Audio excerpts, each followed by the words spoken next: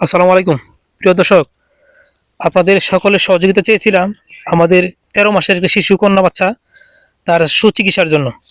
আজকে সেই শিশুটি আমাদের এই দুনিয়ার মায়া ছেড়ে, এই পরিবারের মায়া ছেড়ে আল্লাহর ডাকে সে চলে গেছে। গুরুস্থানে কার্যক্রম চলতেছে, আমরা তার পরিবারে আসছি। এখানে যে গুরুস্থান, এই গুরুস্থানে তাদের কবরের যে জানাজা নামাজের অনুষ্ঠিত হবে। আজকে ১০টায় তার জানাজা নামাজ অনুষ্ঠিত হবে। যে কবরস্থানের কাজ এটা চলমান আছে আমাদের এখানে। আজকের এই গুরুস্থানের কাজটি আমাদের সকলে মিলে কিন্তু এখানে এই শিশুটির কবরের জন্য ব্যবস্থা করা হচ্ছে। আমরা যারা দেশ বিদেশ থেকে যারা সহযোগিতা করছি এবং পাশে দাঁড়িয়েছি, সকলকে ধন্যবাদ জানাই। আর এই সমস্ত অসহায় পাশে থাকবেন আপনারা, এটাই আমার সবচেয়ে বড় কামনা।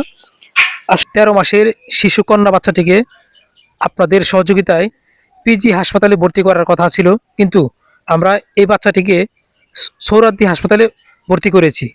ভর্তি করার পরেই এই শিশুটি কিছুক্ষণ পরেই আল্লাহ তাআলার ডাকে এই হাসপাতালের বারান্দায় তার মৃত্যু হয়।